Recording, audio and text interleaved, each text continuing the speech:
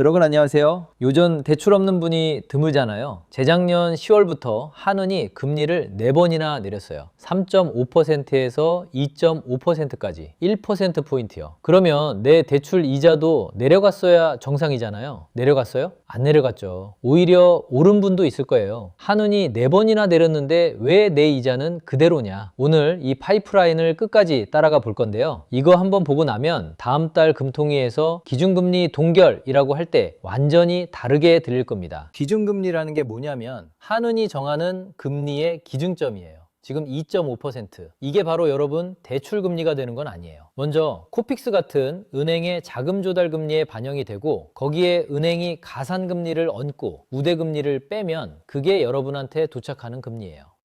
가산금리라는 게 붙어요. 은행이 코픽스 같은 자금 조달 금리 위에 자기 마진을 얹는 건데 이걸 은행이 알아서 정해요.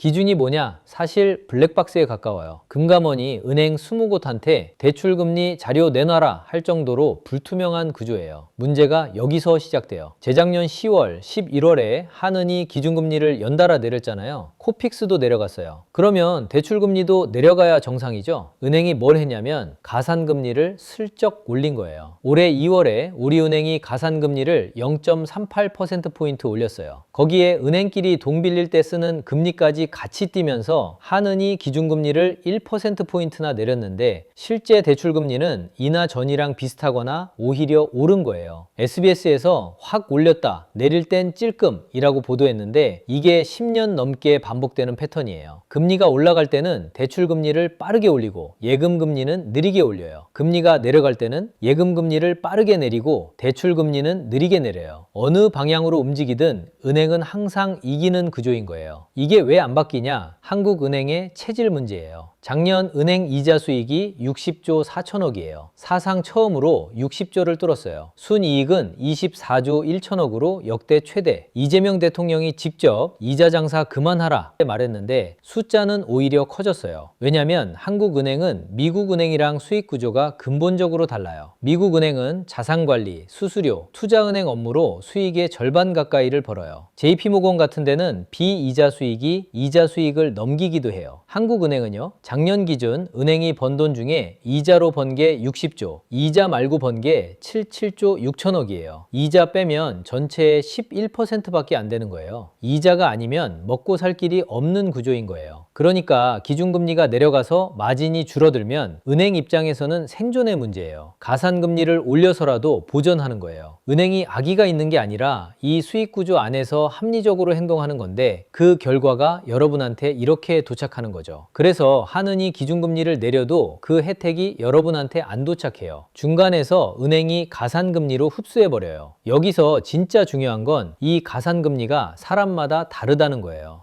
신용 1등급이 은행에서 받는 금리가 올해 3월 기준으로 3.96%에서 5.46%. 여기까지는 그래도 봐줄만 해요. 신용이 낮아서 캐피탈사에 가면 12%, 14%. 같은 기준금리 2.5%에서 출발했는데 도착하는 금리가 3배예요. 이게 단순히 신용이 나쁘니까 금리가 높다로 끝나는 게 아니거든요. 이 금리를 갖고 뭘 하느냐가 완전히 달라요. 자산이 10억 넘는 사람이 3%대로 돈을 빌리면요, 이걸 투자를 해요. 코스피가 올해 2월에 6천을 뚫었잖아요. 지금은 중동 때문에 5,200대로 내려왔지만 연초 대비 상승률은 여전히 높고 서울 핵심지 부동산도 계속 올라가고 있고 자산 수익률이 10% 넘는 곳에 3%로 빌린 돈을 집어넣으면 7%가 그냥 남는 거예요. 5억 빌렸으면 연 3,500만 원. 빌린 돈이 돈을 벌어다 주는 거예요. 금리가 낮을수록 이 차익이 더 벌어져요. 반대쪽을 보면요, 자영업자 월 실질소득 141만 원, 대출금리 8%, 이자를 내고 나면 식비도 빠듯한 거예요. 엔겔지수, 소득에서 식비가 차지하는 비중인데요, 이게 작년에 30.3%를 찍었어요. 31년 만에 최고. 1994년 이후 처음으로 30%를 넘은 거예요. 먹는 것만으로 소득의 3분의 1이 나가는데 거기에 이자까지 나가면 남는 게 없어요. 같은 기준금리에서 출발한 돈이 한쪽에서는 부를 증폭시키는 무기가 딜폴트가 되고 다른 쪽에서는 생존을 갉아먹는 족쇄가 되는 거예요. 이게 은행이라는 파이프를 통과하면서 일어나는 일이에요. 자, 여기서 한국에서 유독 가파른 이유가 따로 있어요. 다른 나라도 금리 차이는 있거든요. 미국도 서브프라임이랑 프라임이 다르죠. 한국에만 있는 구조적 증폭기가 있어요. 바로 부동산이라는 블랙홀. 한국 가계자산의 64.5%가 부동산이에요. 미국이 32%, 일본이 36%, 한국만 65%에 가까워요. 순자산 상위 1%만 따로 떼서 보면 부동산 비중이 79%래요. 거의 8알이 부동산인 거예요. 미국이나 일본 사람한테 이 수치 보여주면 놀라요. 한 나라의 가계자산이 하나의 자산군에 이 정도로 쏠려 있는 건 선진국 중에 한국밖에 없거든요. 이 쏠림이 뭘 만드냐면요. 금리가 움직이면 그 효과가 부동산이라는 거대한 몸통을 통해서 증폭이 돼요. 금리가 내려가면 부동산이 올라가잖아요. 부동산이 오르면 담보가치가 올라가요. 담보가치가 올라가면 같은 LTV, 집값 대비 대출 한도 비율인데요. 같은 규제인데도 빌릴 수 있는 돈이 자동으로 늘어나요. 집값이 10억에서 12억이 되면 같은 LTV 70%여도 빌릴 수 있는 돈이 7억에서 8억 4천만 원으로 아무것도 안 했는데 1억 4천만 원이 늘어나는 거예요. 이미 집 있는 사람한테는 자산이 오르면 자동으로 추가 대출 여력이 생기고 그 돈으로 또 투자를 해요. 자산이 자산을 만드는 구조. 이 바퀴가 자산의 32%만 부동산인 미국에서 돌아가는 것과 65%인 한국에서 돌아가는 건 속도가 완전히 다른 거예요. 반대쪽은요. 한은이 올해 2월에 아주 중요한 보고서를 하나 냈어요. 집값이 5% 오르면 50대 이상 자산가는 소비를 늘려요. 부자가 됐으니까 당연하죠. 50세 미만은 소비를 오히려 줄여요. 왜냐면 지금 안 사면 영영 못 산다는 공포가 생기거든요. 갈아타야 하니까 더 아끼는 거예요. 같은 집값 상승이 한쪽은 소비를 늘리고 한쪽은 소비를 죽여요. 이게 같은 나라 안에서 동시에 일어나고 있는 거예요. 그리고 한은이 같은 시기에 낸 또 다른 분석이 더 충격적이에요. LTV 규제를 강화하면 대출을 옥죄면 자산 불평등이 오히려 커진다는 거예요. 상식적으로는 대출 규제를 하면 격차가 줄어야 하잖아요. 이미 집 있는 사람은 담보로 빌릴 수 있는데 소득은 높지만 아직 자산이 없는 청년한테는 진입장벽만 높아지는 거예요. 규제가 오히려 사다리를 걷어차는 역설. 한은이 직접 이걸 인정한 거예요. 찌그러진 금리 신호가 부동산을 만나면 있는 사람은 더 불리고 없는 사람은 더 밀어내는 방향으로 증폭이 돼요.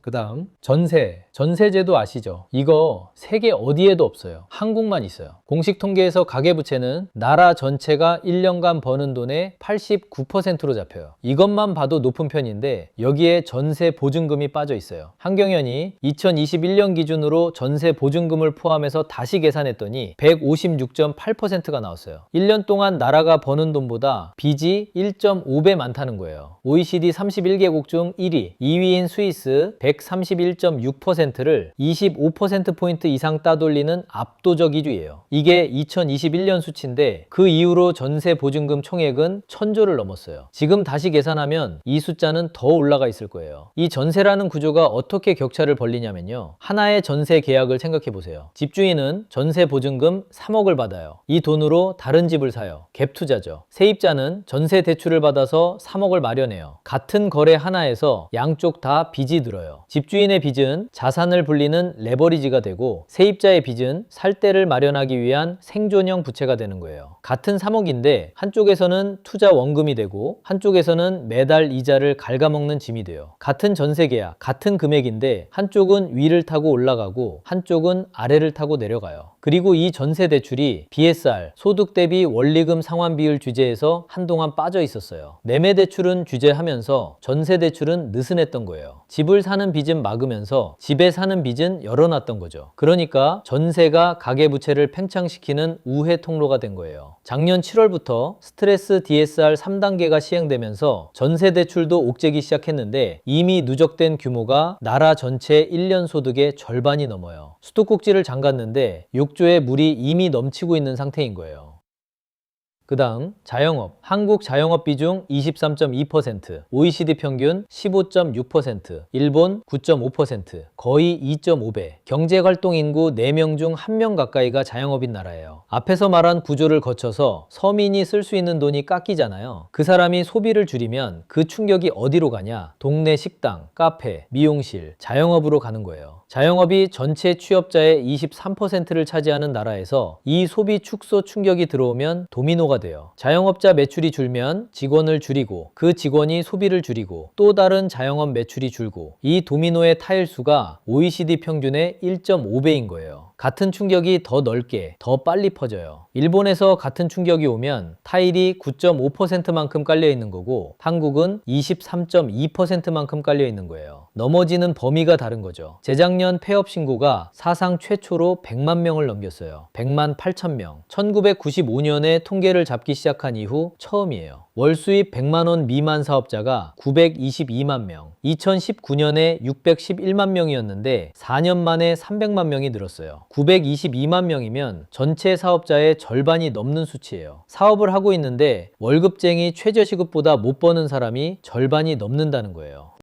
하느니 계산한 게 있는데요. 가계부채가 이만큼 안 불어났으면 2024년 민간 소비가 지금보다 5% 넘게 높았을 거래요. 5%면 GDP 성장률 2, 3년치에 해당하는 숫자거든요. 부채가 미래의 소비를 10년 넘게 매년 0.4%포인트씩 갉아먹고 있었던 거예요. 10년이면 4%포인트. 그 4%포인트의 소비가 자영업이라는 OECD 최대 규모의 바닥을 통과하면서 100만 폐업, 922만 저소득 사업자라는 숫자로 나타나고 있는 거예요. 그리고 여기서 진짜 답 없는 부분이 뭐냐면요. 하느니 이걸 고칠 수 있냐? 못해요. 금리를 내리면 환율이 뛰어요. 지금 미국 기준금리가 3.5에서 3.75%예요. 한국이 2.5%. 이미 1%포인트 넘게 벌어져 있어요. 여기서 더 내리면 금리 차가 더 벌어지고 돈이 한국에서 빠져나가고 원화가 약해지고 수입 물가가 올라서 엔겔 지수 30% 넘은 서민한테 직격탄이에요. 금리를 내리면 부동산이 또 뛰어요. 자산의 65%가 부동산인 나라에서 금리를 내리면 아까 말한 담보가치 추가 대출 재투자 바퀴가 미친 듯이 돌아가요. 금리를 내리면 가계부채가 또 팽창해요. 전세 포함 157%인데 여기에 기름을 붓는 꼴이에요. 그러면 올리면 되냐? 올리면 자영업자 141만 원 소득에서 이자가 더 나가요. 922만 저소득 사업자한테 추가 이자 부담이 가면 그건 폐업 100만이, 200만이 되는 거예요. 내려도 지옥, 올려도 지옥. 그래서 6번 연속 동결이에요. 이창용 총재가 올해 1월에 뭐라고 했냐면요. K자형 양극화는 통화정책으로 풀 수 있는 문제가 아니다. 구조조정과 재정정책의 역할이다. 하는 총재가 직접 내 도구로는 이 문제를 못 고친다고 인정한 거예요. 이거 번역하면 나는 레버를 잡고 있긴 한데 이 레버가 연결된 장치가 전부 찌그러져 있어서 어느 쪽으로 돌려도 원하는 결과가 안 나온다는 거예요. 동결이 아무것도 안 하는 게 아니에요. 동결은 지금 상태를 유지한다는 뜻이고 지금 상태가 이미 K자니까 동결 자체가 격차를 매일 더 벌리고 있는 거예요. 아무것도 안 하는 것이 아니라 벌어지는 걸 지켜보고 있는 거예요. 그리고 이 구조에서 아이러니한 건요. 모든 플레이어가 각자 합리적으로 행동하고 있다는 거예요. 은행은 이자가 수익의 89%니까 가상금리를 올려요. 합리적이에요. 집주인은 담보가치 올라갔으니까 추가 대출 받아서 투자해요. 합리적이에요. 하느는 환율이랑 두채 때문에 동결해요. 합리적이에요. 다 합리적인데 합치면 K자가 돼요. 아무도 의도하지 않았는데 시스템이 알아서 격차를 벌려요. 범인을 잡고 싶은데 범인이 없어요? 구조가 범인이에요. 기준금리 2.5%. 이 숫자가 은행을 거치면서 찌그러지고 부동산을 거치면서 증폭되고 전세를 거치면서 팽창되고 자영업을 거치면서 내수를 갉아먹고 있어요. 이 과정에서 나쁜 짓을 한 사람이 없어요. 다들 자기 입장에서 합리적으로 행동한 건데 합치면 이런 결과가 나오는 거예요. 다음 금통위가 4월 10일이에요. 2.5%가 또 한 번 발표될 거예요. 그 숫자가 4개의 장치를 통과해서 여러분한테 도착했을 때 몇 퍼센트가 돼 있을 것 같으세요? 이런 얘기 뉴스에서는 안 해주잖아요. 저는 계속 할 겁니다. 영상이 도움되셨다면 좋아요, 구독, 알림 설정까지 부탁드립니다.